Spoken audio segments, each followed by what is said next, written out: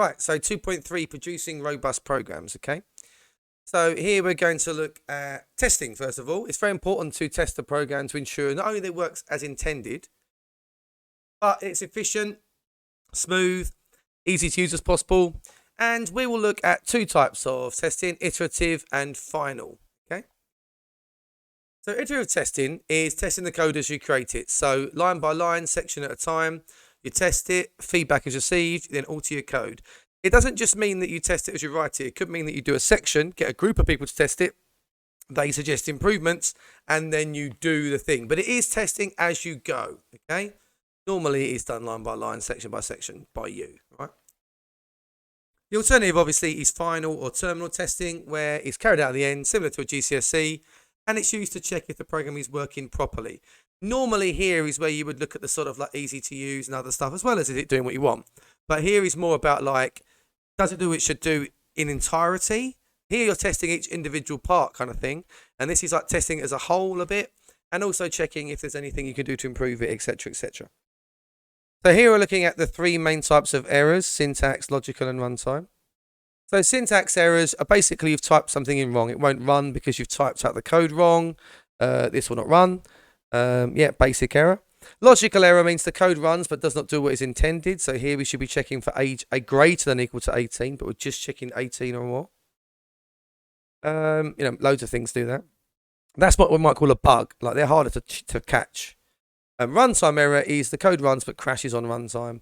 So dividing by 0 will crash it. Doing some math on a string, like you do hello minus Steve. Some languages might allow that, but most don't. And the common is to try and access outside an array. So here we've done names equals Mike, Dave, and Steve. We're trying to access element 3. There is no element 3 because it's 0, 1, 2, and this would crash. You might say, why does the compiler not detect this? It can see there's only 3. But arrays are changeable. They can be added to. So you can add to an array in code so it doesn't know that it hasn't been added. Yeah, basically it. So when you're selecting test data to try and test out your program, so let's say you've got an input box, like enter your age or whatever, you've got 4 types of data you should try. Normal is anything acceptable, okay? So if it was like FIFA cards, strength is 1 to 99 or whatever, let's just say it's 99, then you would just try like 34, 61, 28, normal numbers that should work, and they should work.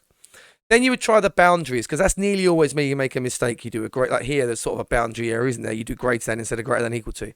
So if you don't try 18, for example, here a good test would be 18, because then you would find the error, right?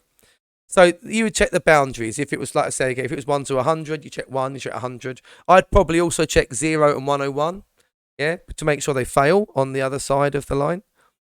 Invalid data is data outside the range. I've got nay there, but it should be any.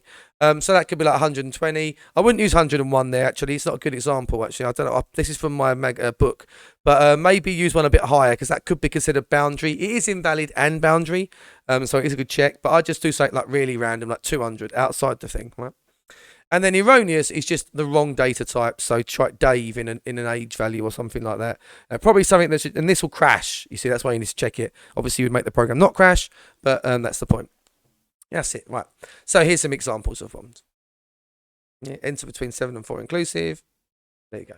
Nothing too crazy, straight from the book. So yeah, that's the second part of 2.3 in a nutshell. So there you go.